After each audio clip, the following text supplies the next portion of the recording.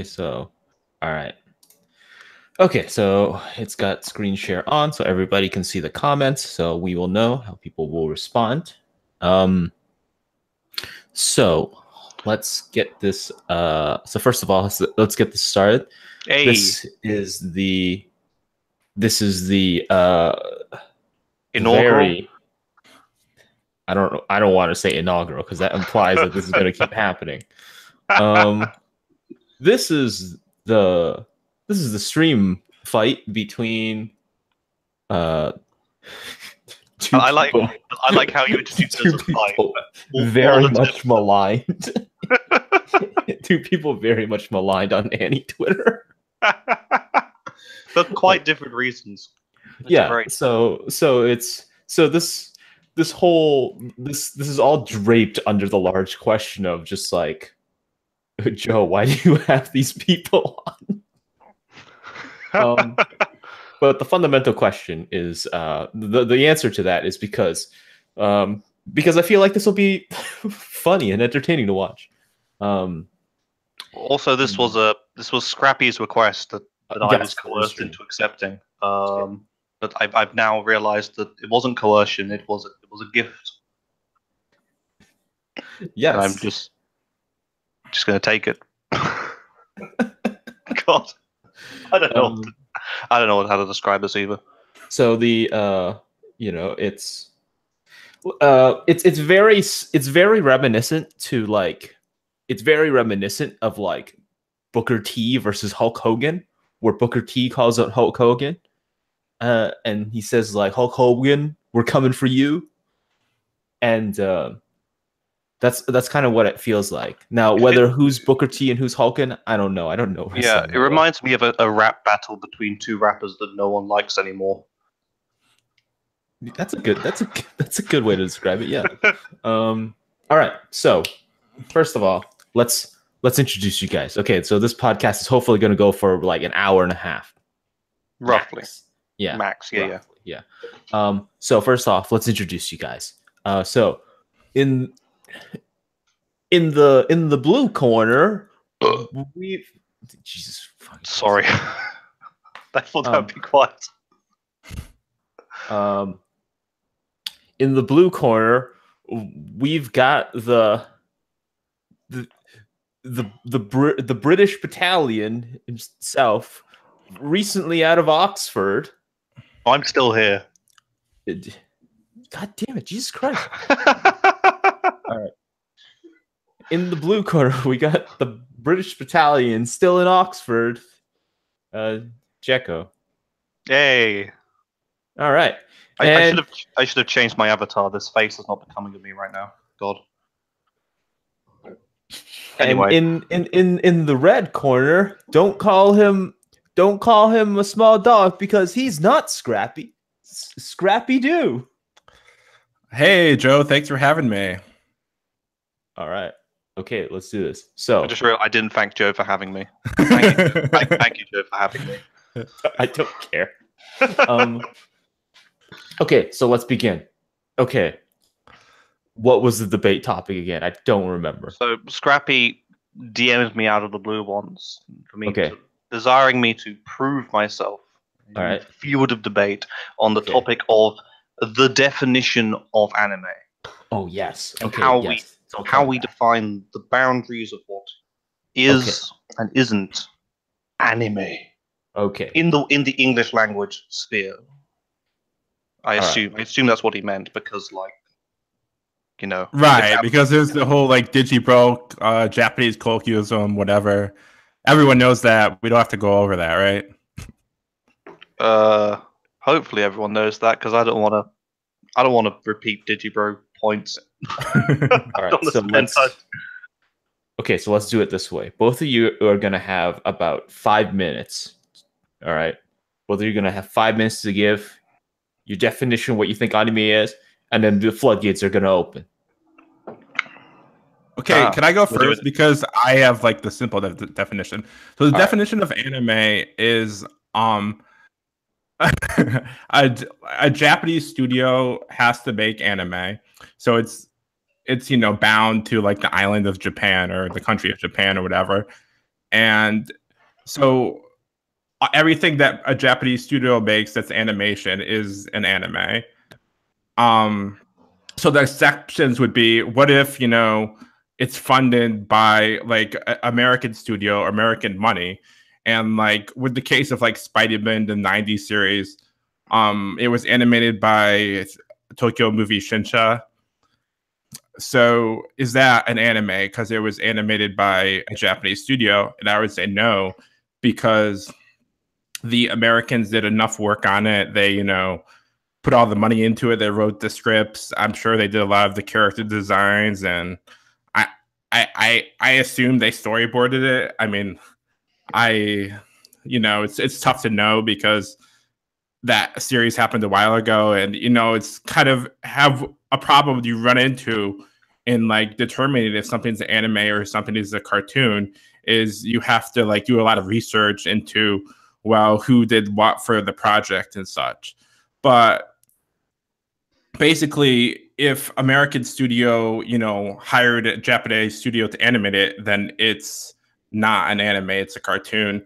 But if a Japanese studio or, a production committee in Japan made it, it's an anime. So it's very centric to Japan as far as anime. And the complaint of this definition is, well, Japanese have outsourcing, like they outsource stuff to like Philippines and stuff like that. So does the outsourcing make the definition of animes from Japan, like, doesn't that argument ruin the definition? And I would say no, because if you could outsource something a little bit without it being not essential to Japan. So like there's a lot of examples, but basically like there's a lot of examples you could do to make this point. Like basically, like, I know a fundamentalist Christian, they believe you have to believe certain things and you're a Christian, but and they're right in that. Like eventually, if you don't believe anything, if you don't believe, anything about Jesus, you're not a Christian. But there is a lot of limits to, it's not like you have to believe everything that they say you have to believe. There is some leeway. So I think that's the same thing with outsourcing. I don't think if something is all the way outsourced, then it's that's a lot of outsourcing. But if it's probably not anime.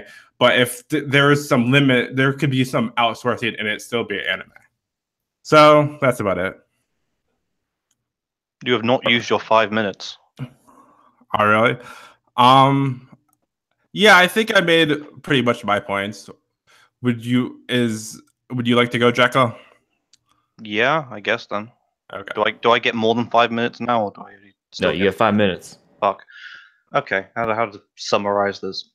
So when we talk about the definition of anime, definition as a practice is always like this dodgy area when we're talking about words, because people tend to make a monolith out of the past, present, and future of a word. They try to create a one-size-fits-all definition that both encapsulates everything that came before, everything that's happening right now, and everything that could come. And they try to make these really fixed lines around their image of that, when what that does is it disrespects how art and how any sort of artistic field, when we're talking about defining artistic fields, it disrespects how these change. So for anime, for the past of anime, considering like anime of 80s, 90s, noughties, I think the definition that we had and we took on in the West, which was Japanese animation produced by a Japanese studio, I think this was fine. This was perfectly serviceable.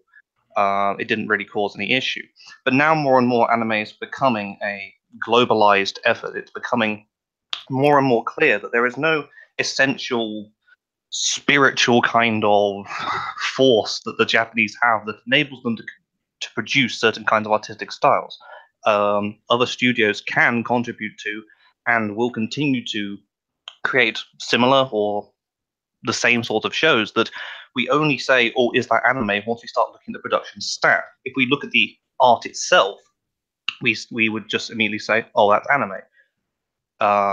Examples of this are like The Legend of Korra and such and such. So my definition of anime, I don't believe that it can be rooted to like nationalities or national bodies. We can't simply say it just comes from just one of those, just from Japan, because in an article which Scrabby has a video on this, he cites that he was inspired by an article in The Escapist, which I really like. It doesn't really talk about the article at much length, but the article has a really nice example of why these kind of national definition by nationality comes up, which is like something like Bourbon, for instance. Officially, Bourbon has a bunch of conditions without which you can't call it Bourbon.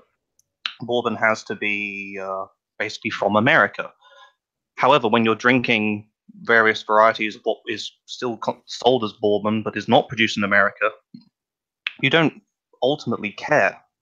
Those kinds of definitions, that kind of delineation of, oh, it has to come from America, that comes from a political body trying to regulate it. And this is what those maintaining that anime has come from Japan, for me, is it still comes from just an elite body of people who want to feel they have power over the culture and medium, which is kind of ironic because the Japanese will consider much non-Japanese animation to be anime, not just simply in the sense of them anime in Japanese meaning just generally animation, but also in the sense of anime as a world, as a collective, as a culture. They will see these things as belonging, whereas Western viewers who staunchly say anime must only be Japanese, they won't. And suddenly you get Western man talking over the Japanese about what belongs in a Japanese life world of media, which I think is just terrifying for the future of the creativity of a medium. Am I running out of time? Is anybody keeping track of the time? You got 1 minute. Fuck.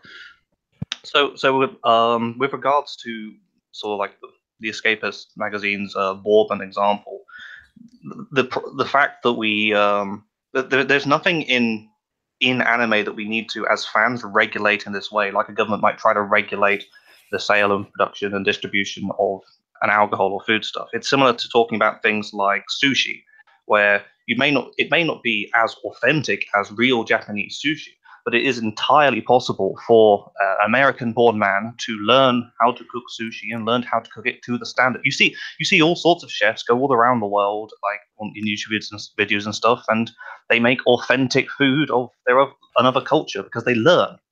And that's what Americans can do. They can learn what Japanese animators and directors and people have done, and then because they can learn that and make what they've made, they can make anime. They can. And the future of anime cannot be exclusively Japanese because these people want to make anime. All right, cool. Okay, so now that we have both perspectives, let's begin. Counter arguments, go. What you got for me? Okay, so I think a lot of the people that make this argument that we can have, Legend of Korra, is that the show, or Avatar: The Last Airbender would be an anime. It comes from the place where they don't respect cartoons and they don't think cartoons are actually like immediately there. You say cartoons in a really interesting way because you create this dichotomy between anime and cartoon. You see, I see anime as cartoon in the same way I see comic strips in newspapers as cartoons. It's a very broad term. This I think is a difference between our approach to defining things, because you have this very monolithic approach to how you set up a definition. Everything has to fit into one single line, and your own definition is itself just one. It's one clause which everything must fit in order for the definition to function. But no definition, there's no rule that definitions function like that. You look in any dictionary, words have multiple senses. And these can sort of in some ways overlap and in some ways compete, but they still come to be the same word. So to say that cartoon and anime are dichotomous in this way, it's entirely ludicrous to me. I know. I don't like calling if someone called Death Note a cartoon, I wouldn't say, "Oh no, that is wrong." I don't think that's the case. But then you are creating this dichotomy. No, but I do. I think people a lot. I don't know about you, but I think a lot of people that share your position, they look at cartoons as inferior to anime. Well, I don't, so I don't care. Like, okay, I wouldn't don't address like a nebulous group of people that share my opinion. Like, address my opinion. It's not going to help. Well, I mean okay, so I feel that if you look at cartoons and you look at anime, like I think there's a really great history of cartoon. So if someone like if there's a show, if there's a show that comes up and it's not considered an anime by my definition, it's not like I'm never gonna watch it, or it's not like I think people shouldn't watch it because it's not an anime. Like to me, it's not really relevant to anything I've said. To me, I call it an anime because that's how people it keeps a consistent and easy definition that anyone can think of. Okay, that's something else I want to measure on, because you talk about ease. I mean, in your video about defining anime, you say one of the strengths of your definition is that it leaves no room for quote unquote experts and people to actually discuss the definition. This is entirely counter to how scholars discuss the nature of definition. In Brian Ruh's article on the database Fantasyscape, on issue, I can't remember which issue of Macadamia it is. It's a really nice issue overall, though. And in that, he introduces discussing anime and its nature by addressing a fault of his, that in his book on Oshi, Stray Dog of Anime, he stated, as you're stating here, that anime is simply Japanese animation.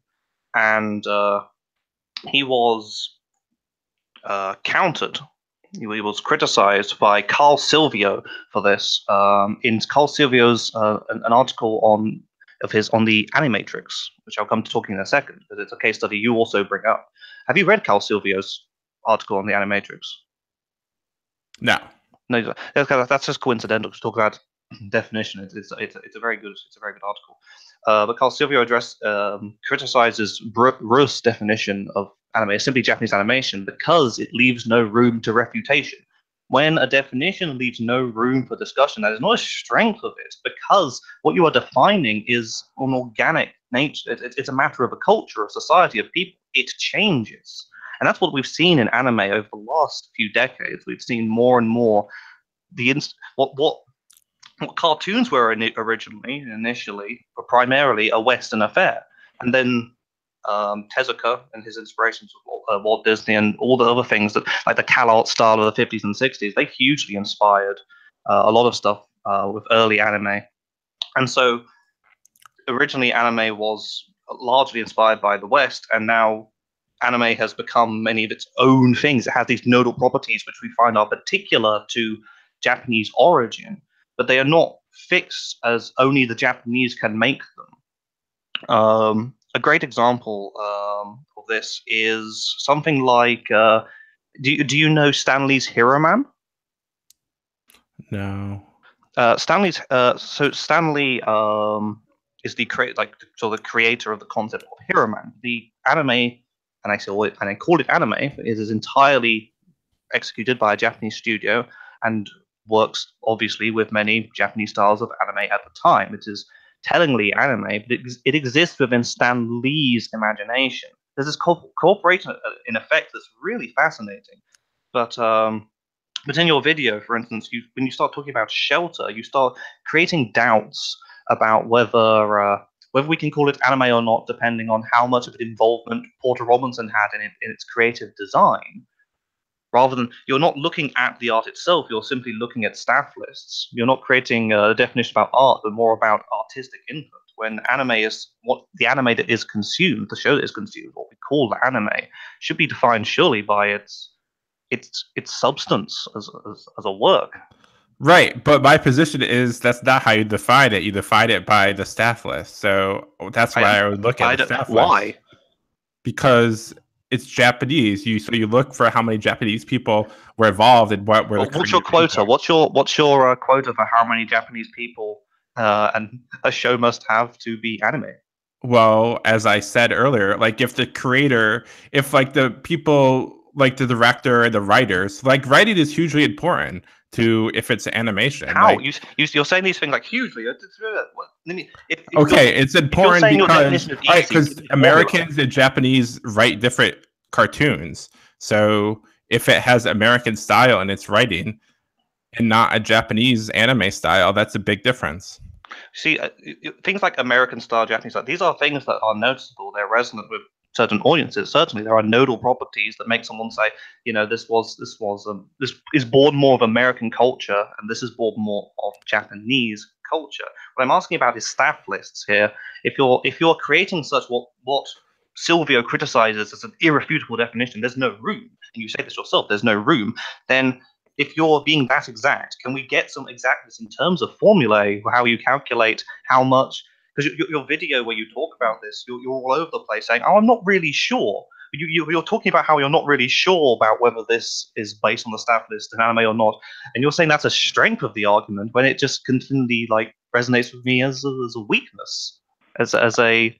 It's impossible to actually create a exact this you need this many staff or this many if you know all the information about who's it's hard to like this thing is it's hard to know all the information about who's involved, but so if I entirely watch an anime or a cartoon of any sort, an animated production for TV, and I just watch it and I don't look at the staff list at all, you're saying I cannot decide for myself whether that is anime? No, I think you could probably guess pretty good.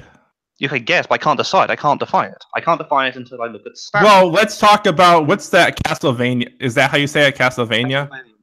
Right. You thought that was an anime, and I think it's a cartoon. Well, right? I believe it's a cartoon too. I don't create the dichotomy, but it's anime to me. So if something is not but you do think that there are some animations that aren't anime. So what would they be? There are some Japanese animations that don't exist. They don't fit into the life world, can we call it? Use McClellan's term, life world of Japanese sort of animation as we gather it together. And you can notice these things because over decades of discussion, no one cares or talks about it in the same sort of sphere. It doesn't have any of these kind of properties. But how about, can you name a show? Is Rick and Morty an anime? No, I don't see any. I don't see how anyone would consider any nodal properties of Japanese anime as a world to be applied to that. Or to be, you see, when I'm talking about things and cultures as changing. This is why when we draw these thick and fixed lines around something, what we have to do is freeze it in time. When you're talking about definition like that, you're talking always about media, about shows, and you're making them still. They no longer change. They no longer move. They no longer transform and shift over history and how people perceive them. They are just frozen in time. And then we can get our big marker and draw a circle around that. That's anime. Circle around that. That's not anime. Sort of things. This is equivalent to me of how a scientist can understand. You can understand some things about like a wild animal or an ecosystem in general from dissecting all sorts of things, but you have to kill them before you do that. You can only just understand so much though, and you're not actually treating the animal as understanding an animal if you don't observe it as it lives, as it moves in the chaos of life. And there's this life to art and to anime itself, and anime is shifting, and it always will be, and public perceptions of it always will be. So I think it's important more. My model for defining things like this, in terms of, if we talk of anime in the broad concept of genre, some people get annoyed when someone says, "Oh, anime isn't a genre." Things like comedy are genres. There is still a genrering you can do to anime. I mean, Tarantino has called film a genre, quite rightly so, because it has these kind of properties. And the way we think about genre organically, naturally, as human consumers of art, we gather together these I call them nodal often, nodal sort of like properties and concepts and ideas and works and things that make up the bulk of what we see as integral to whatever we're talking about. And anime in general has these like various like clumps of this, various satellites of clumps of that sort of that kind of mass that dictates what is anime. When I just say anime, an anime fan will think of these things much more quickly than anything else. They're much more central. And what those things do in the same way that mass behaves when it creates a large, we reach a large scale of mass in the real world, is it has a pull. It has a gravitational pull to it. And that's how I like talking about things like genre, any kind of genre, and including things like ideas of film, Hollywood film, anime, other kinds of cinema. French New Wave even has its own kind of. All these things have a pull, and that pull is not. It's not a static line you draw around something. It's more of a certain extent of how much something is attracted to that core concept. So when you say Rick and Morty, I don't see Rick and Morty as being in the pull of anime at all. In the same way, there are things in the solar system so far out, they're not in the pull of the Earth at all. Not at all. Not affected, not in any measurable way. However, Castlevania, I think, is very much one of the reasons why it's very much in the pull is it's based on a Japanese property that's a video game, and it exists in that world, and it executes so many. It's very heavily influenced by, I think, the art style. I think it's Bloodlad or something. A few Japanese creators. It's very heavily influenced by that. And it's not simply influenced to the point it's trying to make something different. It's trying to reciprocate some very core things within that kind of dark, gritty, actiony animation, and it's building on a Japanese property. These things, the only reason why you would bat away Castlevania from that pull, that natural, I would say, pull towards anime as a core clump of things, is if you just look at the staff list and they say, oh, wait, Americans, push it away. No, it's not actually anime. It's such a binary mode of thinking, and it denies the natural inclination to say, wait, this belongs to the world of media that we're talking about. It's an artificial assault on a very organic force. That's how I would talk about it, kind of metaphorically, if that makes sense. Right. And the problem I have with this is by the pull, you're saying everything that has, I mean, I guess you've seen my video where I make this point, but everything that has that pull is an anime. And everything everything that doesn't have the pull is not an anime. You've gone right back to the binary thing. You've gone right back to it. If something is very slightly pulled, and then there may be a very tangential, very tiny way you could say, well, this is sort of like anime-ish. It's slightly pulled in, but it's not pulled in enough for anyone to say, oh, that's definitely anime sort of thing.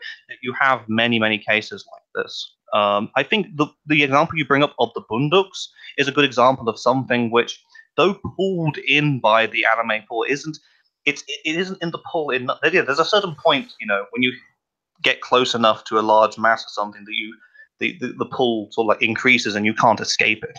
There's right. Can I talk about the Boondocks a little bit? Sure. Okay. Right. I haven't actually watched it because so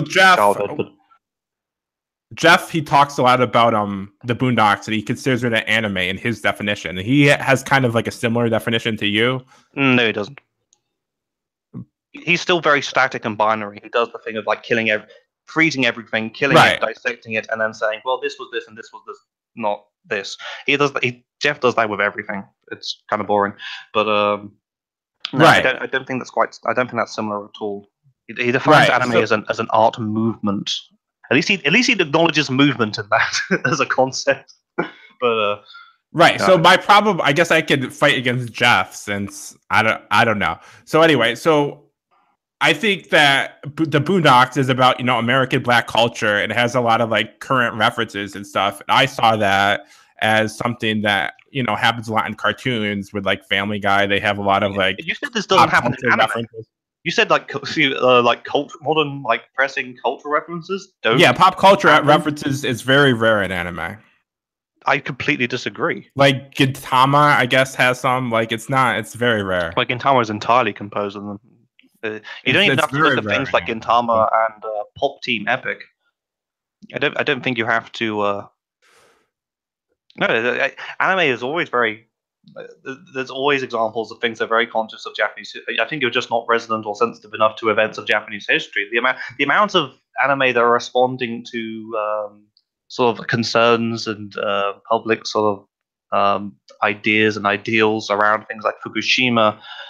You handwave away like the very pressing sort of reality of what it's like for a lot of hikikomori to live in Japan, when that's considered a very serious sort of social issue by many over there. Well, I was like when you think of Boondocks, like I think one of the more famous episodes is the whole thing is like a parody of the 50 Cent movie. No, like 50 Cent is on. There was a movie Soul Plane. It was like this movie with like it was like a Black Hollywood movie, and they're on a plane and the plane's crashing, and Tom Arnold's in it. So in Boondocks, 50 Cent, they throw 50 Cent into the movie. And it's kind of like a parody of like the ridiculousness of like some of Black culture with like, you know. Well, one of the things I'm confused about here, because you claim the simplicity of your definition by looking at staff lists. So why are you now even at that video you start talking about these things like the representation of race and culture? But you've affirmed before that because I look into these things because I think it's a bad way to define anime, because you could look at it like I do and say certain things. Well, this is more of a cartoon because of these reasons. And you can look at it from Jeff's way. Jeff thinks the Boondocks is an anime because I guess the art style somehow. So I say that this argument between me and Jeff, I make some counter arguments to him to say that, all right, you could believe me or you could believe Jeff, or you could just look at the staff list and know the answer.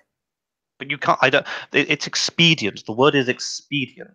It doesn't represent anime as art. It's an interpretation of a kind of purism. Because so, for instance, if the Boondocks was exactly the same as what it was, but had an entirely Japanese staff list, you would call it anime. But because of its staff list, it doesn't. Right, but I don't think Japanese would make the same show. It's the thing that you assume that they would not. And right, I don't think they would. You have to cement this notion that they would never. But to talk about, because definitions here, when we're constructing definitions, we're considering not only the still present as we can capture it, but also the gravity of the future of where some kind of cultural thing is going. So you're saying that they will never. The Japanese will never make something we would register as American cartoon, even though there are a number of examples, like in Jeff's video, there are a bunch of like kids cartoons that we would register as less belonging to that anime sort of sphere, that life world, and perhaps more belonging to like for instance, when you look at who is it? Yuasa's episode is in Adventure Time. Does that suddenly becomes anime because he animated, because he worked on it and did so much of the creative direction? But it's still Adventure Time. Right, so I talked about this. It still fits into the Adventure Time world. That's the thing. It doesn't resonate with viewers as like, wow, it's Adventure Time stopping being Adventure Time. So what do you think? Is that anime or a cartoon? The episode of Adventure Time that he worked on? I'm asking you first. Oh. I'm drawing it in. Let's say. I would say it's still a cartoon. Even though even though Yuasa comes and works in it, but now it's still that. Right, because you're even following your own definition here. That's confusing. Right, so there's other difficult. For example, the Animatrix is like this, where the Wachowskis, they funded the Animatrix. You know, they paid for the studios, and they wrote some of it, and like they sent some of it to a Korean studio. Some of the parts of that movie are anime because they were made by Japanese, and some parts aren't. So you say it there, but you wouldn't say it for Yuasa's work on Adventure Time. Well, for Adventure Time, it would be hard because he didn't do the character designs, right? Because the designs are already done by Americans. He didn't. Did he write the entire episode? Did he? You know, it's hard. Was his staff? Was it done by? Did he just direct? You have to hit to just get about it.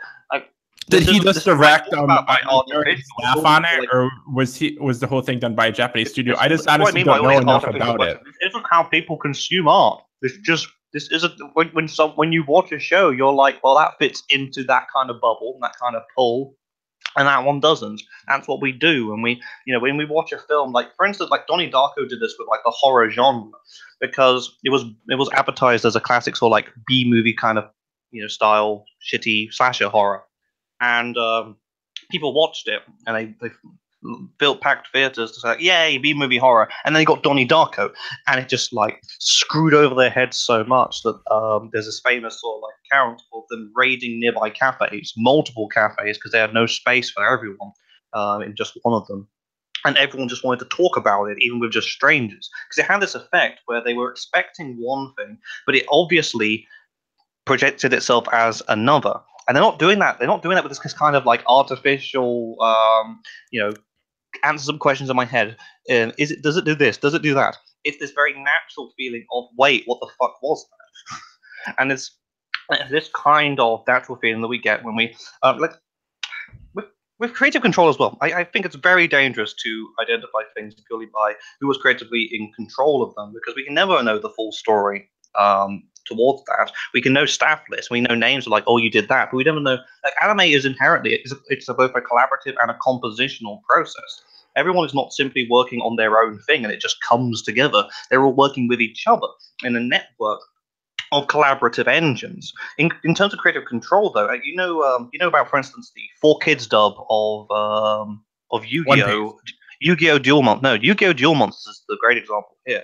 You know what 4Kids did to Yu-Gi-Oh! When it got released in America? I watched Yu-Gi-Oh! So yes, I watched Turmeric. Good show, Yu-Gi-Oh! Wait, you watched the 4Kids changes, not the original. Did you watch the original or the 4Kids version? Why wouldn't I have watched the 4Kids version? Because it's useful for this. Anyway, so the series that takes place in Japan. In the 4Kids dub, however, the series is changed to the United States. The characters' names are Americanized.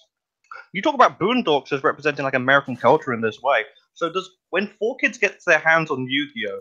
And then changes it and does this kind of transformative effort and puts the story now in US and puts the story in and everyone as American, does it become less anime for you because of that? Because they're now. I would think most people would say yes. It becomes less anime because they changed it. And you would agree? Yeah, I guess so. Really? Just show an American company getting hold of what is an anime can change it so it is no longer an anime. No, I didn't say that. I said it does. Obviously, most people would feel like it's less. They want the sub. They want no dubs. Blockade Battlefront, is Chrono Crusade. Are they less anime because they're set in New York City? I don't. What you're kind of asking is, I get what you're asking. It's a pretty good question. Can an American company change a dub enough where it's no longer an anime? Anime be set in America, and that's less anime. I agree with you. They could, and it's probably hard to say if they did or not. And I think it's a good point. I don't think it changed it. I don't think Gun Frontier, for instance, that's an old show. It's kind of like a Western style thing. You talk about Cowboy Bebop having very heavy like influences from Western film. Gun Frontier is like entirely like a cowboy Western, and it's set in the US. Is it less anime for that? Like, this is nonsense. What? Gun Frontier? It's a show. Oh, I had never seen that. Okay. It's an older show. It's a Western style sort of. I do talk about this with Anne of Green Gables. Well, actually, this wasn't the same point, but Anne of Green Gables was originally like a novel in like the 1900s, like whatever her name is, Montgomery, some Canadian lady wrote Anne of Green Gables, and then 70 years later, 65 years later, or whatever, Takada, what's his name, Iso Takahata, he does the Anne of Green Gables series. So he's taken a Canadian book, and he's adapting it to a Japanese anime. So obviously that means that it's not 100% Japanese or whatever, but it's still an anime because he did enough, as far as, he directed it, he decided, what goes into the anime is still enough of an anime. He animated it. His company. It's so artificial. It's like the fakeness of tasting like food with MSG in it, and they say, well, this is ramen. This instant ramen is ramen, and I'm like, no, this is just MSG. This is fake. It's that kind of authentic. Like, you talk about the authenticity of anime as pertains to a Japanese. I'm just very much considering here that the authenticity of experiencing art that's being lost here, which is this natural. You come up against a show and you will be able to say, based on your exposure, or if it's one of your first things, then you can talk to some other people about it. But we can all say off our exposure whether this fits into, in any degree, a world of discussing quote unquote anime. Like a good a good corollary to this is the notion of the Jeko, JRPG. you're gonna have to like slowly. Well, you're gonna have to like quickly finish up because we're gonna start doing questions soon. Cool. A good corollary to this is the notion of the JRPG. This is something that's quite interesting because it has the word, it has J in it. It's the Japanese RPG. However, there are some things that don't actually fit the world of JRPG. They are JRPG technically in the same way that some things we naturally would call a fruit are actually a vegetable, and vice versa, sort of things. There's that kind of that kind of dichotomy with defining fruits and vegetables based on scientific method or how we actually use them. Would you put it in a fruit salad? Would you put a tomato in a fruit salad? Sort of thing. Can I have one more thing? All right, so you accuse me of having a dichotomy a lot, and I'm not convinced you don't have a dichotomy either because What's my dichotomy? Because you say there are things that aren't anime, and there are animations that aren't anime because they don't, whatever the curve or whatever you were talking about. So I don't understand that's different from me. The dichotomy I was claiming you have is when you start sorting something. When you say I don't think it's an anime, I think it's a cartoon. Right. So how come you do not have this dichotomy? How come I have this dichotomy and you don't? It's because you're representing it firmly just off a staff list. It's just you're looking at a staff list. Oh wait, no. Even though it shares all the things of animation. So by you having a vague definition, this is better than my firm definition. I don't get it. But how is that not a dichotomy? The firmness of your definition is like it's. But how do you? Well, can you answer? How do you not have a dichotomy? No, it's kind of like a dildo. Like it's in the shape of a dick, but it's not going to produce anything. Like people. You're taking the two extremes of like in my sort of like view of like pools of gravitational pools of genres. Yes, there are some things we're going to say that's absolutely anime, and some things we say absolutely not. That's not a dichotomy in the sense I'm talking about yours. You're exactly binary. Either it is or it isn't for you. Whereas for me, you have these kind of spaces wherein people can discuss and compete in discussions of say like how much does this speak to the world of anime as I experience it? Because this is very useful. I have those things too. Like you were saying with like the Yu-Gi-Oh dub. Maybe it's the anime, maybe it's a cartoon. Like I don't know. It's tough to say. Why do you not know what you keep affirming that your definition? You keep affirming that your definition is so simple. It doesn't leave because it is simple for a lot of shows. Like for example, Castlevania. It's a cartoon. But why is it not simple for the Yu-Gi-Oh? Like why is it not simple to say that just like because some Japanese people worked on it and some American people worked on it and they changed some stuff in Yu-Gi-Oh. All of these things that you're saying you have simple readings of, I don't think you're consistent here. That's my major problem. We're just kind of defined like purely by staff list. It's a political kind of move that, you can easily at the push of a button. All right, let's say yes or no. But let's get the questions here. All right. Questions. So Joji Matthew asks, how do we define a work like the 2011 film Tatsumi, being produced in Southeast Asia, yet clearly building off Japanese styles and frameworks of animation? Mm-hmm. Yeah, these are all very interesting cases. What's the one that comes to mind? Oh yeah. Go back to Bunduks for this, for instance, because part of the reason why it has a very strong execution of what Jeff recognizes as an anime kind of movement to the characters. Well, Magruder behind Bunduks was originally there was going to have a deal with Madhouse. But that fell through, and he got help from a South Korean studio, award-winning Moi Animation or MOI Animation. Instead, there is an Asian studio backing the project and producing this kind of stuff. And this has intersections with it. When we talk about something like manga, we can also think about Korean, there's Korean and Chinese. I can't remember which way around it is. There's manhwa, those sorts of things. And if you like, you could play a game where you could get a bunch of these sort of like works together and try to make people sort out which is which. And no one can actually do it perfectly because there's so many intersections, because that's how cultures are working. They're constantly getting inspired off each other. There is no essentialism to Japan. I think it's an Orientalist kind of Western fantasy that we imagine the Japanese as hoarding their cultures and exporting them the products, but saying no one else can become us, no one else can be influenced by us to the point that we can call them the same things. No. When that's just not how the history of art has ever worked. Not at all.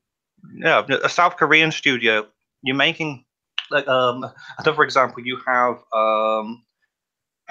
what was it called? There was some kind of Middle Eastern anime that's like still in production and no one's heard anything of it. It was coming out. Then there was a trailer for it. I can't remember the name. Torkaiser or something similar to that. Something like that. There's a project like that, and people just watch the trailer and you see the reactions people get, because you'll have a few of these types. A couple of these types pop up and say, "Well, it came from the Middle East, so it's not actually anime." Hello, but everyone else is just going, "Wow, that's anime." You say what you see. You watch the trailer.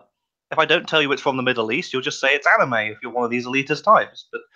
And so that if anime, like anime as such a booming world of artistic expressions, it should be discussed and understood according to that expression. And it can't be like, because it has so much of a plethora of expressions like that, it can't be just fixed to one sort of thing. But that includes things like South Korean studios, Chinese studios, all the kind of outsourcing that they work on, but also projects that are just originally from external to Japan, and that will include America. And I think in the next 20-30 years we will be seeing much more of this sort of stuff coming out, and it's thrilling.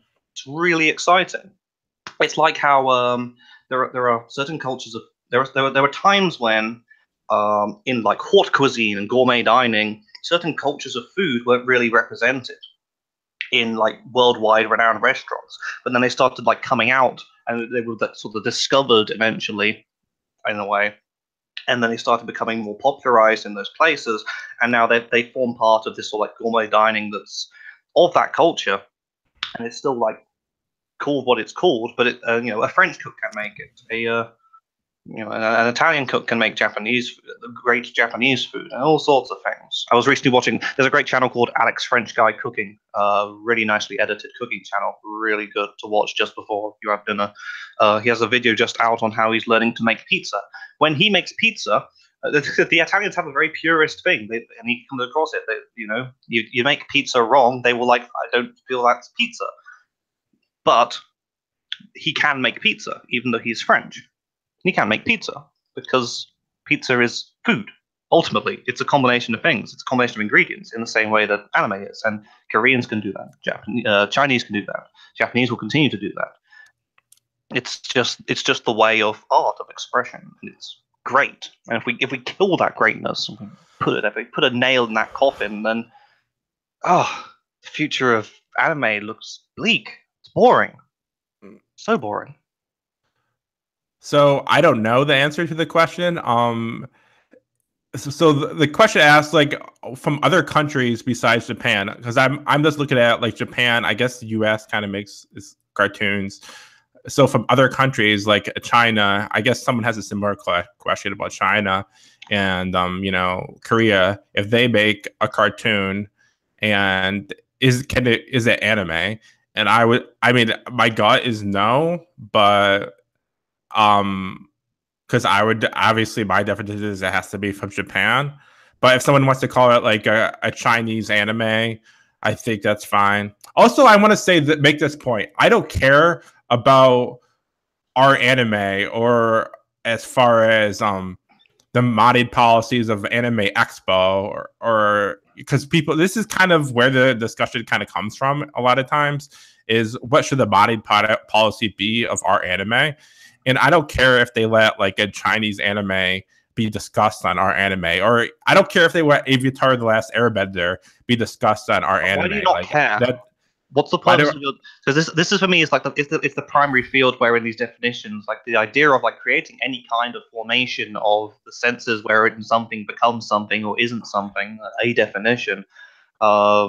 This is where it really matters to me, because you get these communities which have elected moderators and systems and control to particular people that govern over others, a kind of social feudalism, if you will, I guess. This is how it sort of has to be on the internet to control things conveniently for people. And in these places, you'll have that elite. Are they the ones that can decide what gets let in? And the shelter episode was a great example of this, because you had like an elitist idea in the staff that somehow, even though it was produced for A1 Pictures, because it was an American guy backing it and it was his vision, it's not technically anime, so we will ban posts from it. Rather than letting the community decide what they want to post and popularize, the Shelter music video got something like a few thousand upvotes, and everyone liked it, and everyone was talking about it, and they just stepped in and says, but this isn't actually anime, guys. You're all wrong. You're all idiots. It's like saying SpongeBob's anime. Oh my god. Because I want to rephrase. I would be fine with them allowing like Shelter, or I actually did say that before. Never mind. I would be fine with them allowing things that the community likes to talk about our anime. That's not how I look at the question. I think of the question about like for more of like an academic way. What is anime and what isn't? You're not going about this in a linguistic. How I think about the question. So as you would say, I think about it as an economy. So I don't care if people discuss it on our anime works that aren't anime. Like in linguistics, we have this history where there used to be people like what you're going about here, people who wanted to like control how language was, like from what we call from the top down. So an elite group of people who believe they or actually do like know a lot about language and how language should be and what language features and things are best for culture and community. And so they declare and they make their work, like the early dictionaries were just people surveying the history of English and saying, right, this is how words work. And what they are is they're out of touch with regionality and all sorts of things. Codification in those early days was awful. It did not represent language usage. It represented language ideals that were trying to be, pushed down on the people like a mole.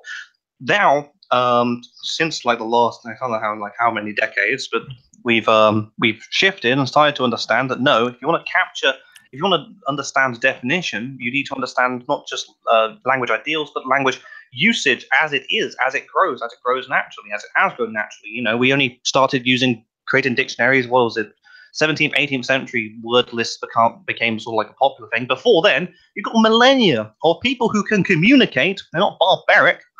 They can communicate with language. They did not have dictionaries. How did they communicate?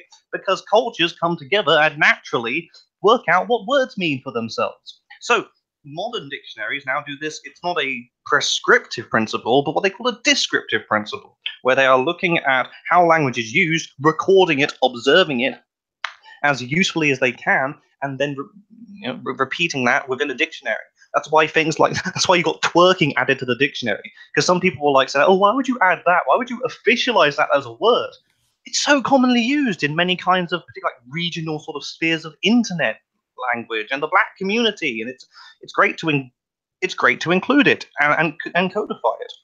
So when you're looking at something like the way anime is used, and when you do what our anime did and say like, well, we'll remove Shelter from this forum because we don't think it's anime, you're inverting that principle in practice. You're going back to the prescriptive rather than appreciating how language has to be descriptively moderated. Can I talk about Shelter? I think Shelter is anime because look, Porter Robinson, he's not an artist. He didn't do the art for the thing. He didn't do the storyboards. He didn't, do the character design. So shouldn't matter.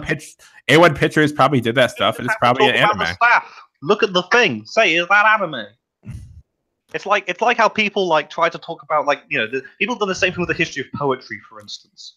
And people like if you try to do that for the history of poetry, what isn't a poem, you just get fucked over when you look at one of the first great English epic poems, Beowulf. We don't know anything about the Beowulf poet. We know nothing. We have to have some way of defining how it works as poetry, and we know nothing about its author. But what is it about it that's telling us it's a poem then? But there are features of language. Right.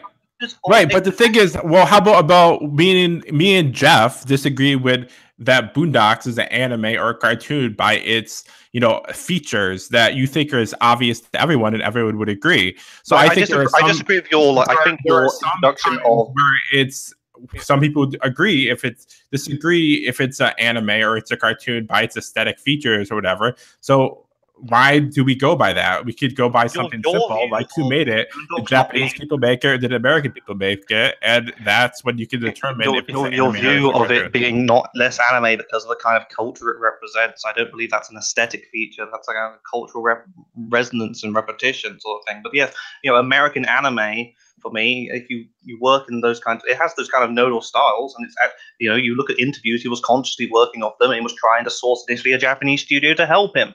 And he got a Korean one, and it still manifests itself as these kind of anime style movements. That it's enough for me to say, yeah, I would call that American anime, like I would call like sushi you can get in various kinds of like American restaurants, American sushi. An authentic Japanese person would notice that. To call that American sushi is not to essentialize all sushi efforts as inherently American, though, because you can find American chefs that make what a Japanese person could come along and say, wow, that's authentic sushi, like I get in my country.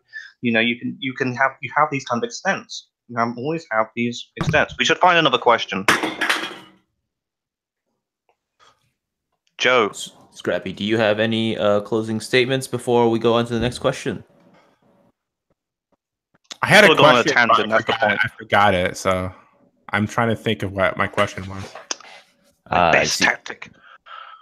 Okay, so let's go on to another question here. Let's see here. Let's go with Poop's question. With anime being globally democratized, i.e. fully fledged industry and consumer market for homegrown anime in China, South Korea, and Singapore, isn't it too parochial to consider anime as something limited to Japan? Can we imagine anime without Japan? So, I don't know. This is what... So, I know... I heard from the Chris Stuckman interview that wasn't published at his request. Apparently, my question that I pitched him stumped him, which was exactly on this line, because I brought up his... Can't mention that, Jeko. I can't mention this? Can't mention that. Am I breaking the law? You're breaking confidentiality. Use another example. Shit. It's a great example. Fuck. Well, I lose the debate then. No, to generalize the example, then what I like talking about is because I was talking about like the importance of movement, talking about things that kind of like gravity to them and kind of pull, because we need to talk about when we're defining something, what is the future of this culture? How quickly does our definition, quote unquote, become bunk, become needing to be addressed? And when you think about the future of anime, there's no way I believe you can be conscious of the efforts that are happening all around the world and say the future of anime is only Japanese. Unless you want to cling to this, what is an expedient tool for just like whacking people over the head with. Like, it's a kind of, you brought up fundamental Christianity. I think this is a good parallel here, because the Catholic Church does this to people and did this like in the Middle Ages and sort of things. Debates on Christianity happened like this. There are all sorts of interpretations we could take to this kind of theological concept, but the Church officiates this one. Therefore, it is correct. And you get burned as a heretic. There we go. It's binary. It's easy. We've decided it. We've settled on it. It works for deciding who gets let into church or not, and who gets accepted, and who gets considered a heretic. It functioned for that end, but it did not function to actually acknowledge the pursuit of Christ in Christianity at all, because it stopped being a personal affair of self-exploration. And that's my problem with when we're saying that the future of anime is only Japanese. That goes away. You look at people like LeSean Thomas. You look at people like him.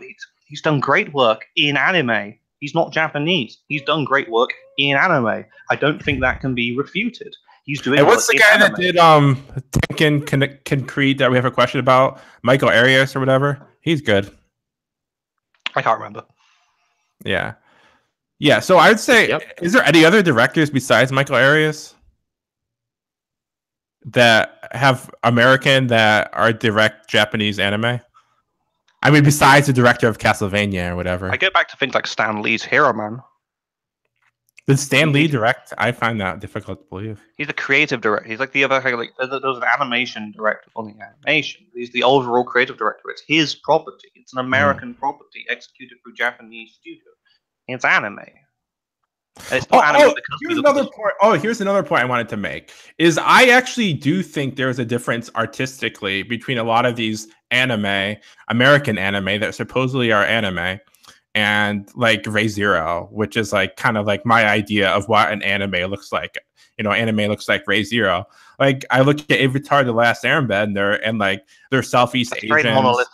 Why is that so monolithic? Why is Re:Zero just what anime? Like it's nodal, certainly. It's nodal, and it represents a bunch of nodal properties, but it's not like it's not anime in terms of like, you know, you could draw a circle around Re:Zero and that pull entirely of anime. There are many different clumps of these sorts of things. You know, mecha show, like the history of mecha shows, for instance, has shifted over time, and what we recognize as mecha anime has shifted. So before, we lost. Have you seen Giant Robo?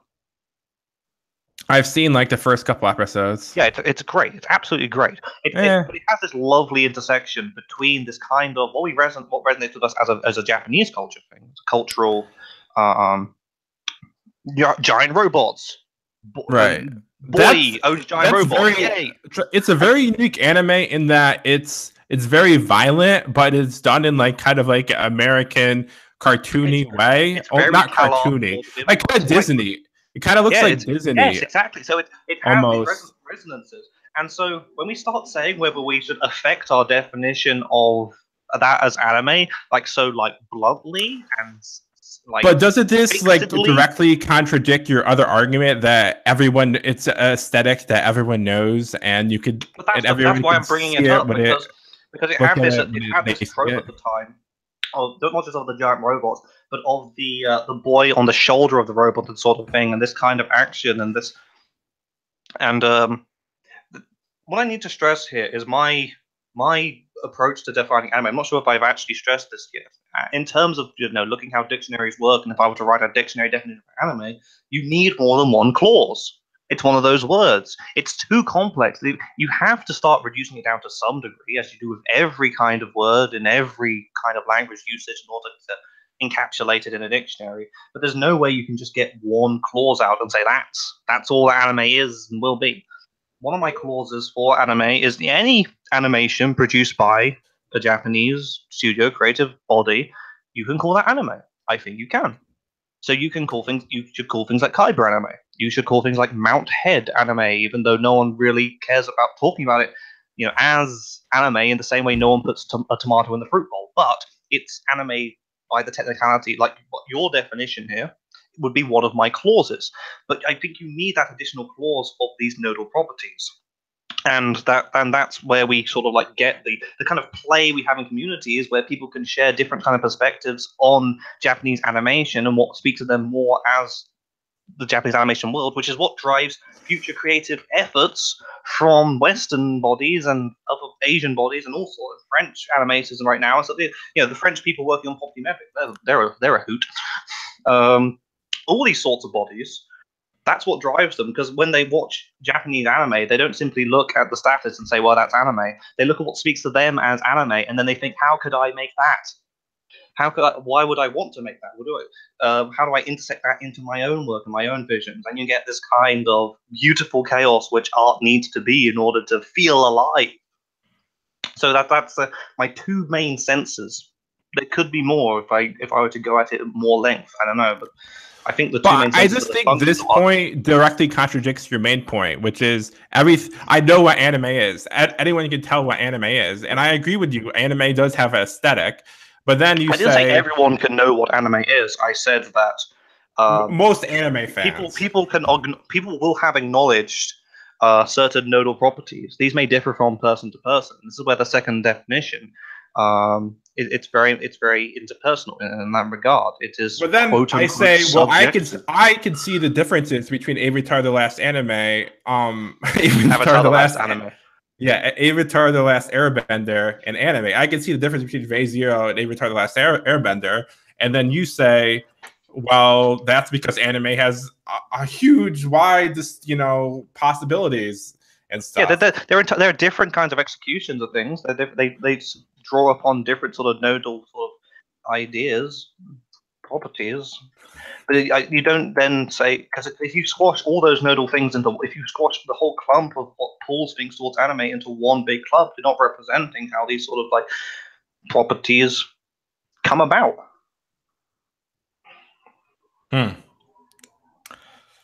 I just don't think that's like a consistent definition. Like if you could either tell it's anime by, you know, everyone can tell it's anime by the its definition style. must be a frame within what is inconsistent and constantly changing can be respected and understood. It is not a fixed tiny little pinhole where everything gets shoved through Play-Doh style and you get this nice squirt of what's actually it. You know, it has to be this kind of border sort of thing. Is there another question then? Humble Ace asks, do the animation techniques used not form a solid distinctive defining difference between what we consider to be anime and what we consider to be not anime?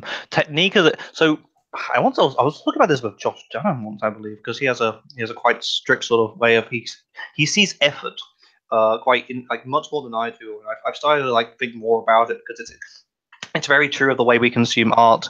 Part of what we appreciate. This is something Nerdwriter brought up also in his most recent video on DC fight scenes.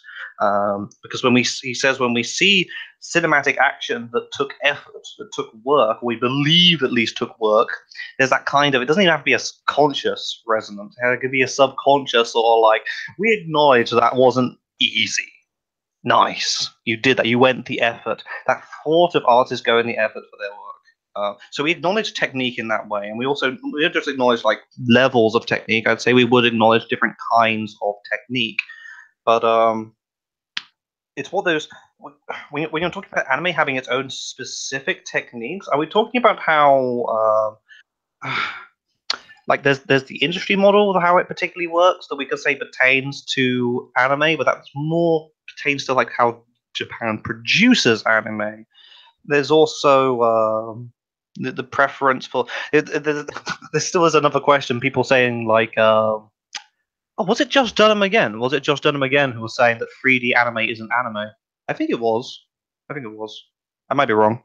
There is this sentiment. There is a sentiment that three-dimensional animation isn't quote unquote anime, and this comes off. I think it's the beginning of what I like to go at when it comes to defining anime, but it's not the actual fulfilled model where someone's saying like one of the nodal properties for me for anime is that it is hand drawn, because anime has been hand drawn. Now all this CG stuff's coming in, and I'm unable to accept it into the anime sphere because I've taken that idea of it being hand drawn and I've made that essential.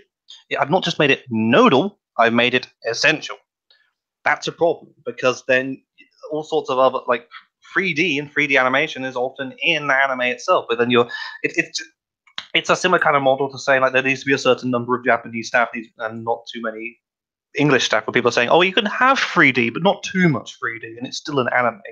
I'm like, what else does it speak to? Look at something like Kimono Friends, for instance. It's so anime. Kimono Friends is so unbelievably anime in so many ways. It's 3D. It's great. And there's this real problem when we start saying, I think, that there is a very limited set of techniques that the Japanese use, and that's what they will, again, like the future of the definition, what will they continue to use. In the last decade or two, we've seen a much more 3D come into how an anime is executed and explored.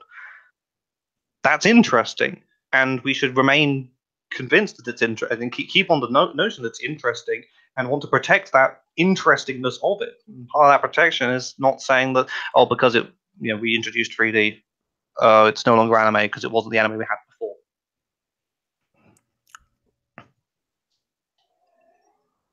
Do you have a response to that? I don't even like technique. No, I don't like define it by techniques. I mean, I've made pretty clear that I define it by who makes it. So as far as techniques go, I don't deny that, anime uses a lot of techniques, and they could use more techniques and it would still be anime. It's just that, I mean, if it's animation versus 3D, I would say I agree with Jeko that 3D is probably anime too. And like, I guess another question is like puppets or stop motion. Is that anime? I guess it is. I don't know. Like, it's a A lot of these are tough questions. Like I'm not saying there's not tough questions in the debate as far as stop motion, as far as puppets. I'm not saying these aren't tough. There's not tough questions for my definition.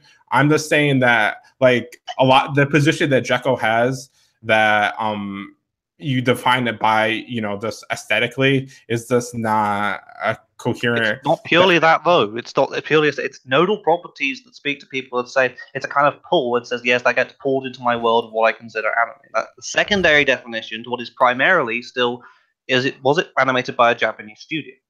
That's the first thing, and you can say yes or no to that, or like were there like enough like primarily Japanese stuff.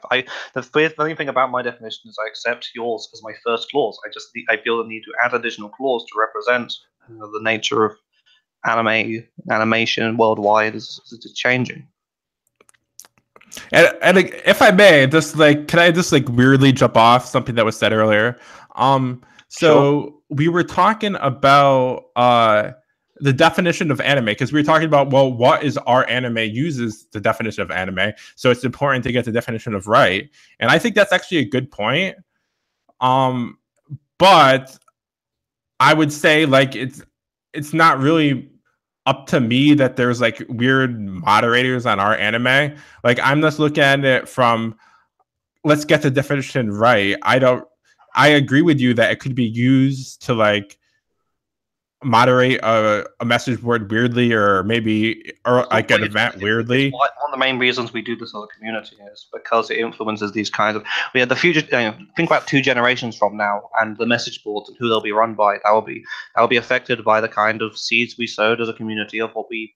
Cause yeah, and I think I agree with you that do you know anime is a loan word. Anime is a loan word. Do you know where it came from? This idea of anime is Japanese only. Do you know where it came from? The way we defined that and came to? Do you know the history? No, I do not. Etymologically, you can trace it back. Communities were very respondent to and encouraged by large, small and large, or journalistic efforts, where it's this kind of similar to the Bourbon example that the Escapist brings up. It was a political thing to differentiate. The idea was you had to differentiate Japanese animation from. You can't just call it cartoons. It wanted to be special because the communities around it were growing up as special because it was limited access, all things like that. So they fostered. Giguk has a lovely discussion of this in his more recent video on the history of like anime has changed. He says in the title.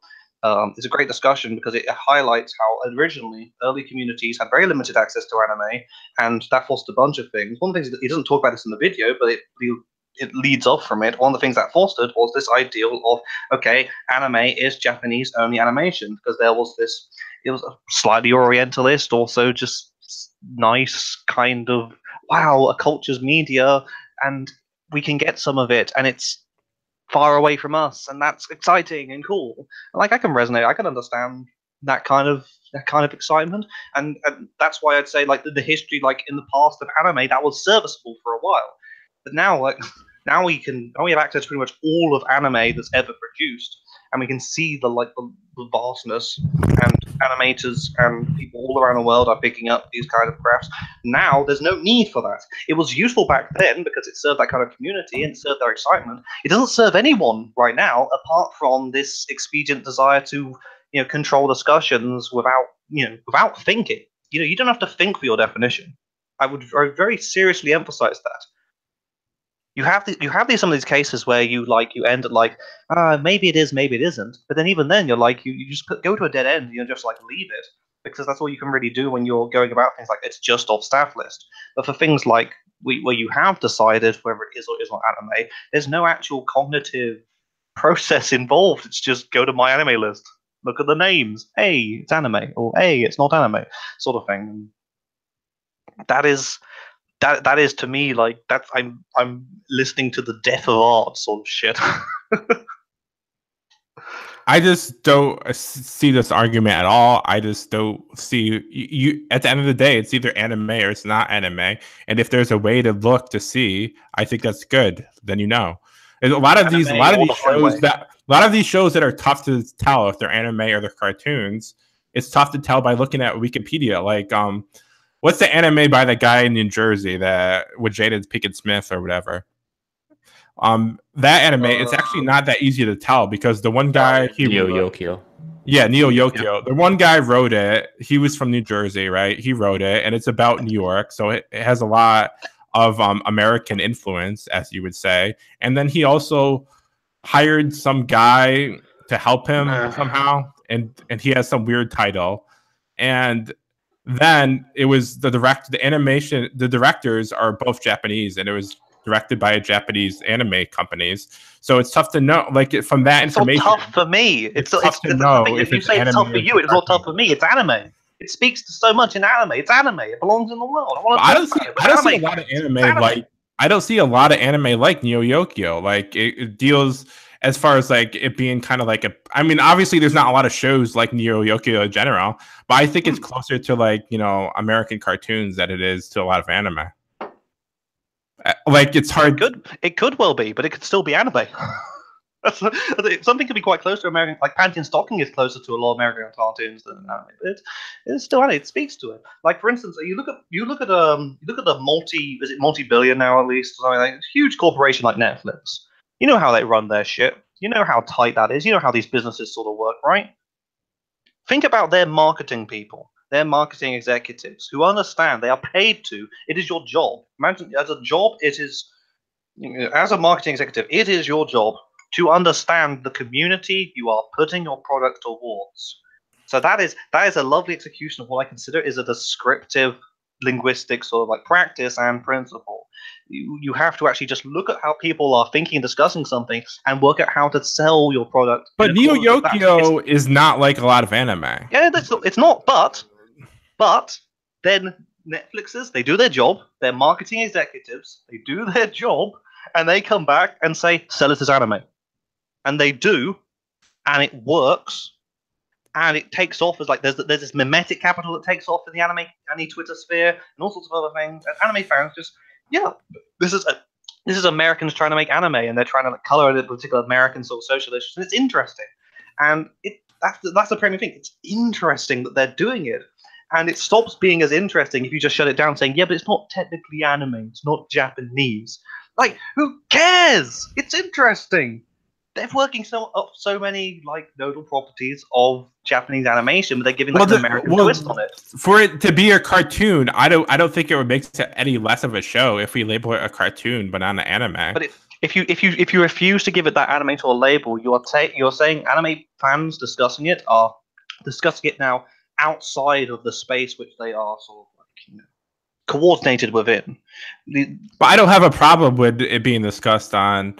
I mean, non-anime being discussed on anime forum. You don't have a problem. You don't have a problem with it being discussed on anime in places like this, anime Twitter. So that's why I think you are approaching the way I am defining things. So when you don't have a problem with it being discussed in those spaces, you're fine with it being placed in those spaces of language sort of usage and understanding. And that's, to me, that's what language is for. It's for communication. So if you're fine with it being placed in the space of anime, for people communicating about it, they're going to communicate about it as anime because it's in that space. You'll find of it being determined anime. I think you actually are once you say that.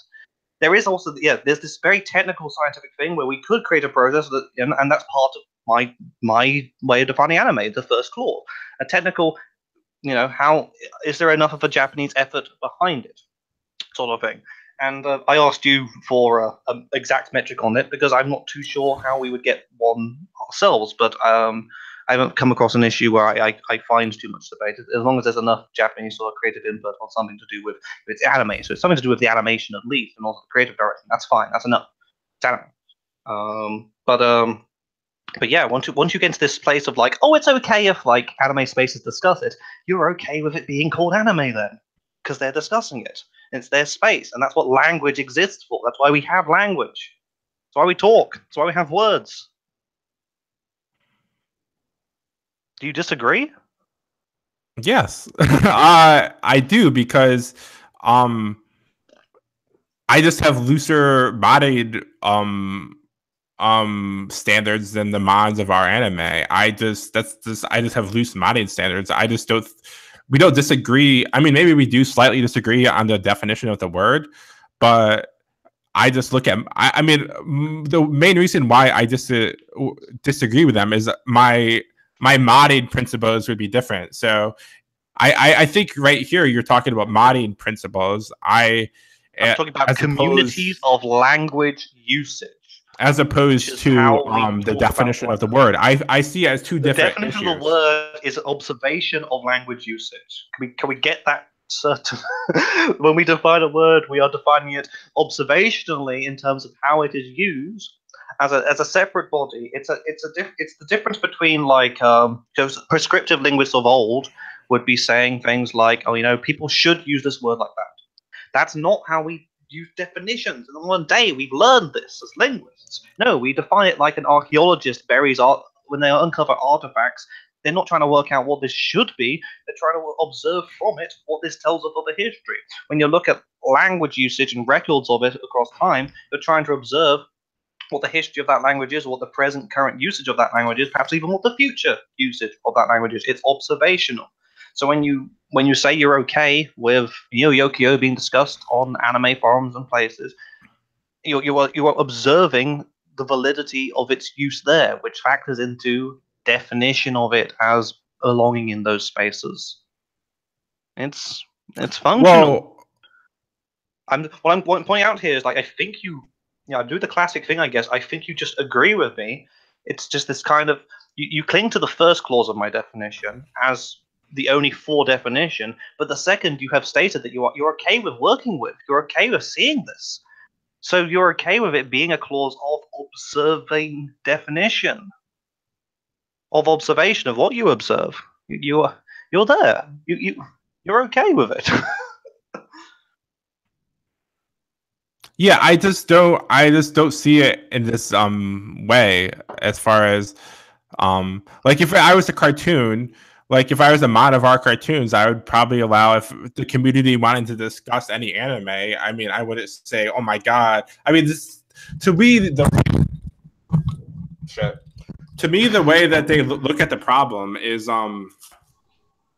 not helpful, the way that they mod of our anime. I mean, I don't know. We could just start ripping our anime. Actually, I don't go on our anime enough anymore to really know how they mod anymore. Like, it's that classic sort of culture where, like, they have to be sort of like, they have to gatekeep to some degree because they have to actually, it's a Reddit forum, so they have to like delineate in some regard, but then someone wants to take it a bit too far, so on and so forth. Yeah. Are there more questions? I think Joe asked the more broad questions because we're wrapping up probably soon. All right, so now we're in the end game here, boys. Nice. Okay. Large so now question. I am going to. We didn't really get a lot of large questions, but don't worry, I came prepared.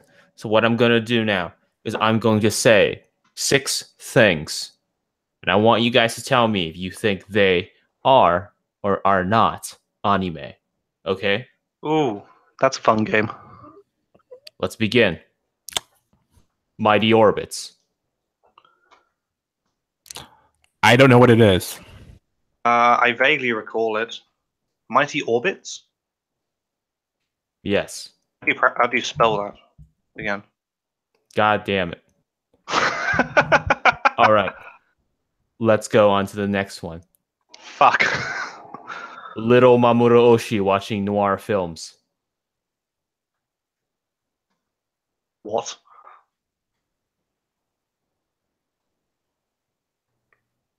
Okay, let's go on to the next one. All right, so if it a noir film, so that would not be like what's it called? Darker Than Black, they have a noir parody, which is pretty rare in anime for them to like parody like movies from the 30s. Wait, when was noir? The 40s? Oh no, I know this. I do know this. Yeah, that's anime. So that was interesting. Oh, I forgot what I was going to say. It didn't seem that particularly relevant either. All right, move on, Joe. Like, even Scrappy would say that Orbits was anime. It's Dezaki. I remember it now. I also Orbits, like no Orbits. Yeah, it's Dezaki. It's 1984. Mighty Orbits. Wow. Okay, next one. Pinku Ega. Don't know what it is.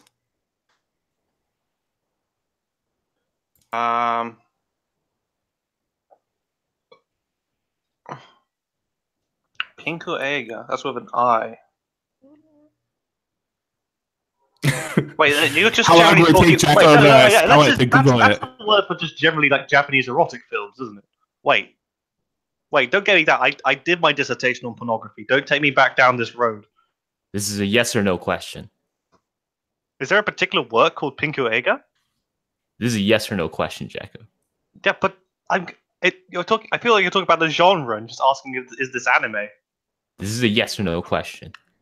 I spent this entire time here debating against these binaries. Don't trap me like this. I can opt out. All right, next one. All democratic societies give me an ability to spoil my ballot. All right, next one. The Animatrix. Part anime, part cartoon. It's anime. Okay, next one. Legos. Legos. The Lego movie? I assume it's a cartoon. Are you talking about the Lego movie? I'm not talking about the Lego movie. Just Lego as a thing. Yeah, I'm talking about Legos. I would say it's a toy and it's not an anime or a cartoon. It's a toy. It's a construction material, which you could build a house out of it. You could then install your computer into that house, and then you could make anime in that house. But I don't think it's anime. But I think it could be an important building block towards making anime for someone whose only access to building materials is Lego. But otherwise. Okay. Last one. Work placement commercials made by Makoto Shinkai. They're anime. Yeah, it's anime. The ones that are animated are anime. Are there any ones that are not animated? I have a tangential knowledge of them. Well, here's another question. If they're anime, then why are they not on my anime list? Because my anime list is down. No, but my anime list is not a really good judging. It's not no database is entirely complete, and my anime list is often puts its entries in so that people can like rate them and sort of things, and for that they probably left it out because they're like, people are not going to rate these adverts and sort of things. Their community seems to be bent around that more than anything else. I think that's kind of evidence of that. Oh, it is back up. Oh, my joke fell through. Sort of up. Neo Yokio is not on Mao, but it is on Netflix, advertised as anime. I like this fight going on. All right. So with that said, let's okay. Did we ever actually get any broader questions? I don't think we ever did. We got some broader statements that feel like they're questions, but they're statements. A lot of them were like about. There's a lot of questions about the anime outside Japan or America, which is like a good question, and we kind of answered that already. Wardrobe Dweller says, I feel like this discussion is kind of counterproductive, not useless, but discussing the meaning of a word is kind of counterproductive since the use of words is not dictated by anyone. There, Wardrobe Dweller is pinpointing the descriptive principle and its primacy. We are past the point where prescribing language usage is functional as any kind of, whether we are an intellectual elite or we style ourselves as that, or whether we're just like, your everyday sort of guy. Just prescribing language usage to each other and trying to force it down someone's throats, it's just not really useful. Have your own definitions for things, and then people who are like trained in understanding language and stuff like that and who study that will be just observing you and your language usage like the organic thing it is. And that's what I'm advocating for here. Observe the English language speaking community, observe how they use it, and you'll find there is only there's like a remnant of this old guard of the generation that used to have limited access to anime, and they still want to say that anime is only Japanese. And I can respect where their opinion comes from, because it came from a period where that was useful. But it's not useful anymore for the future of anime. and what it's doing to the world.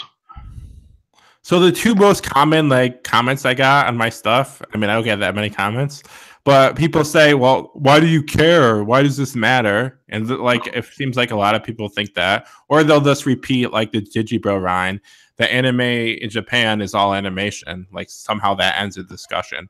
Yeah, that doesn't help because it's a loan word. So exactly. So I definitely, I see this a lot, and I don't really understand it, why people, I mean, it's not that interesting, but I think it's a little interesting. So I don't really understand the people that don't find the topic at all interesting. I mean, I find the topic a little. I do have an inherent dislike for people who have very staunch opinions on something controversial, and their way of responding to you whenever they you bring up any contention to it is like, well, why would you care? This is just a common sense thing. Wow, you're so intellectually dishonest. I can't help you if you believe differently, sort of thing. So like, as if their opinion has no like formation to it and they can't just unpack it at all. It's really annoying. Poop asks, podcast question: consider Walter Benjamin's theory of apparatus. Do you think that the power structure that leads to the production of anime, as succinctly captured by Shirobako, should be considered as a sufficient condition of anime?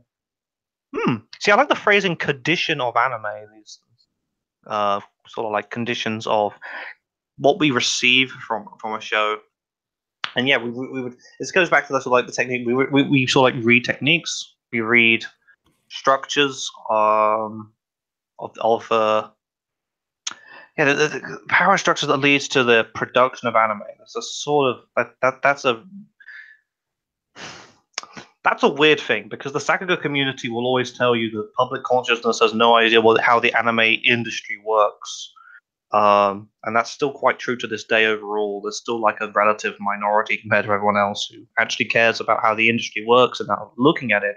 Most people are turning a blind eye to anime and the industry in the same way that like people who are like really heavily into idols, or like especially also things like K-pop. There's a really interesting documentary, I can't remember what the name of it came out, I'm not sure how long ago, on K-pop idols and how exploitative that industry is. Often people who are big fans of this sort of thing turn a blind eye to it. And I wonder if, rather than just like identifying the power structure of the industry itself, because people are often actually ignorant of it or consciously ignoring it, I wonder if it's the difference itself that is one of these sort of like properties of how people consider something belonging as anime, or why someone wants to play something in the space of what they consider anime. Because when you consider something as just cartoon, then there's a locality to it that gets generated from that. It becomes like drawn into the monolith of cartoons as a Western person. American sort of cartoons, it comes into that field, and because it comes into that field, and because we have far more exposure to understanding sort of like American cartoon industry or American film industry, for instance, and sort of things like that, it goes into that world. Whereas if you say it's anime, you can place it in this place where you're like, I don't really know about how the anime industry works and how exploitative it is, but that's okay. It's anime. It's over there. I'm not supposed to know, sort of thing. So I wonder, building off that, if difference, because when you say apparatus theory, I just think of Jean-Louis Baudry and difference. And I like to apply the word difference to everything when I start thinking of that. But I do wonder if that kind of cultural difference is relevant to how we, not necessarily how we should, I don't want to prescribe it, but how some people are. Both people who are welcome to placing things that aren't purely Japanese into anime, and also the elitists that want to just make Japanese animation and only Japanese animation anime. I wonder if it's to do with that desire for like maintaining a sense of distance and difference, so it feels far away. So there's this kind of safety where one doesn't have to confront any realities of it, because that would serve what anime often propagates in many of its sort of like nodal sort of executions, where it creates these virtual sort of spaces, ideas of kind of like statelessness and all sorts of other stuff. Yeah, I wonder if the difference felt by the lack of knowledge of the exact power structure is more relevant there than knowing the power structure itself. Well, to clarify before you respond, Scrappy, to clarify, Poop did ask if it was a sufficient condition, which is a logical question between necessary conditions and sufficient conditions.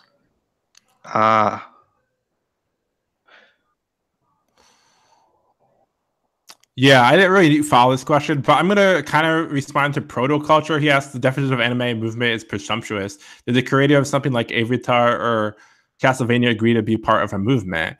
And I'm not really gonna answer this question, but I'm gonna, like, one of my points in my my video is I talked about, all right, when you're calling Avatar or Castlevania anime, you're saying, for a lot of reasons, you're saying it's not a cartoon. It doesn't, it doesn't need to be looked at in the same sense of cartoon like, Rick and Morty would be looked at. And I think in a way that's kind of disrespected cartoons, because cartoons have their, we always talk about anime's, history from like, Tezuka, before Tezuka, Miyazaki,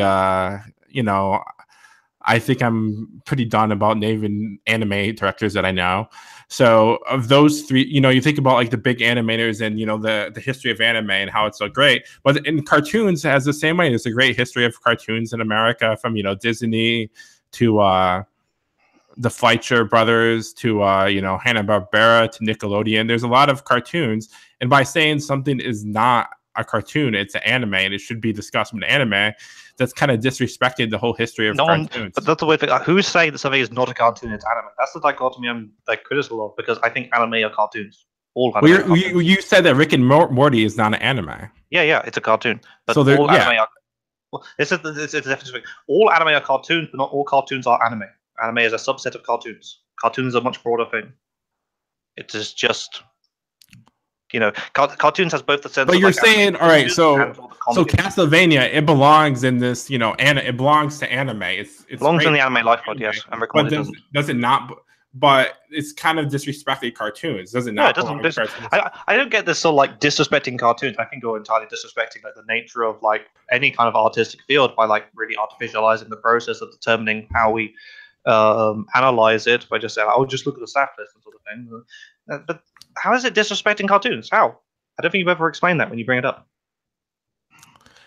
Because it's not. You're saying it's not a cartoon. You're saying it's an anime. So you're saying it's a cartoon because it's cultural. It's cultural. Whatever aesthetic, whatever the hell that makes the anime. That's so obvious to everyone. That makes Neo Yoko an anime. It makes it obvious. It has that aesthetic, and you're saying, well, it got that aesthetic from anime.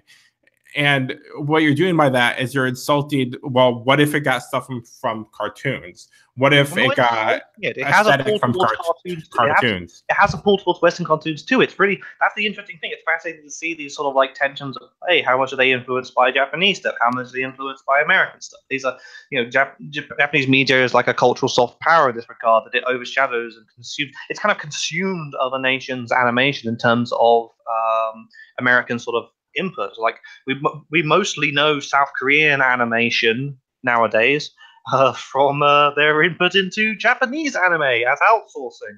Otherwise, they do a lot. There's plenty of actually just like South Korean animations as well, but we don't really recognize them or consider them much because it's being consumed by that. But there are these tensions between like how much is Neo-Ku influenced by this and that. It's not insulting or disrespectful at all to acknowledge how heavily it's adapted to anime. And not only is it drawing from anime and anime works, but it's wanting to enter into that space. It's saying, hello, please give me an invite. And then fans who are like passionate about anime and don't have this kind of very strong artificial gatekeeping mindset of saying, oh, it must be a Japanese, otherwise we won't accept it. Fans are just saying, well, let's watch you and see how we feel. And as they watch it, they're like, oh yeah, this is anime. And they'll bring it, then they welcome it in. Maybe a few of them won't as well, but then you can create a discussion. And discussions are interesting. I like them. Closing up in 5 minutes. Yeah, I don't see how it's disrespectful or insulting. Again, you brought it. You explained disrespectful by saying it's insulting. I don't think you explained how it's insulting at all. Don't think that applies. This shit is still going. Yes, thank you, Kremble. Well, I just think it's like hard to explain. Like just labels in general. If you label something one thing, you're kind of saying it's not something else. So I think the fact that you're labeling it. Labels have this kind of strata, like something. Like if you're saying like Obama is black, you're saying Obama is not white. So you're like labeling. Obviously, that's a different example because ethnicity. Like, you get into like race into America. And stuff. It's like saying like. I mean, I'm sure there's like an easier example. Like if you're a Christian, if you talk about ethnicity, like look at African Americans. This is like All right, so if you're a Christian, you're not an atheist. You can't be an atheist and a Christian, right? So there's like where this is going. So the labels are important. Is my point here? Yeah, labels are important. That is a place where you can build that kind of like, do you believe in God or do you not believe in God? But if something is an anime, then it's also a cartoon. You do not say it's not a cartoon. It is also a cartoon. It's just imagine like a large banner that says cartoons, and beneath that there are smaller banners that says anime, not anime. And if something is anime, we look at the smaller banner first because it's the most prevalent to like where we do discuss it and like interpret it in terms of itself as art, but it comes under the banner still of cartoon. What you'll resonate here is that there is a not anime sphere of Western cartoons that is. They are cartoons, so they're defined that they are just cartoons, shall we say. They are only cartoons. And then things like Rick and Morty, things like there's a whole field of like cartoons like Family Guy that are often derided for having like pretty dull approaches to animation, really like static characters. It's mostly just like a weird kind of like semi-animated talk show, but they're just cartoons. They're not anime, and they're registered as being not anime and just cartoons. But that doesn't make, when we look at anime, we don't we don't talk about them as like cartoon because we have a more fixed word for them, which is anime. And that's how this kind of like definitional structure works. It's only like 2 layers deep. This shouldn't be complex. It's fine. It's simple. It's quite simple. Juju asks, Scrappy, why have you said checkmate? Let's do closing statements. So y'all both get 2 minutes of closing statements. Scrappy, go.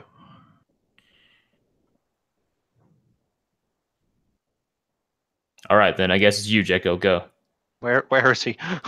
My closing statement is that the value of this kind of gravitational pull sort of thing. This is the best metaphor I can give for the kind of organic structure and nature of how we're enjoying interpreting animation just off the bat, and Japanese animation, Japanese anime most of all. We can't. If you want to paint very thick, firm lines and say, "Wow, I've mastered the art of definition because everything is in its right place." The moment you have literally everything in its right place, you don't have a system that represents the future of what you're talking about at all. Because people are creative, and creativity means testing the boundaries and then breaking them, annoying them, disrupting them. Definition can't be determined by these fixed boundaries. It should be observational, based on how people are pulling such things into spaces of discussion where they want things to interconnect with each other in that way. That's the way people do it. That's the way people always have done it. We have records of how people were discussing things like poetry and sort of things before we had dictionaries, and they were doing it in this way. They want poetry to belong to a space, and they want things to not belong to that space potentially. And we observe that, and we see how that changes over time, because poetry changed over time hugely, constantly. Anime will continue to change over time. What was inherited from Western animation drives and processed through Japanese culture has now come out back to the whole world in this now newly and renewedly globalized sphere, as a place where we are all wanting to constantly build off like everything we're consuming, especially if it comes from another culture, because that's cultural collaboration. That's a great step towards a better global situation when we're not segregating each other based on what country we came from. And cooking I brought up cooking before. It's a great example of this, the sharing of food and food techniques. Thumbs up. And I think the same thing applies to animation. Yeah. All right, so I'm going to quote this guy on Reddit. Jim Sergriga said, "Wait, could it be you are actually trying to defend Western-produced animation from being lumped in with Japanese animation? What does cartoon mean to you? It's all non-Japanese animation, or are there other lines need to be drawn around the term to exclude other internationally sourced shows like Wafuku?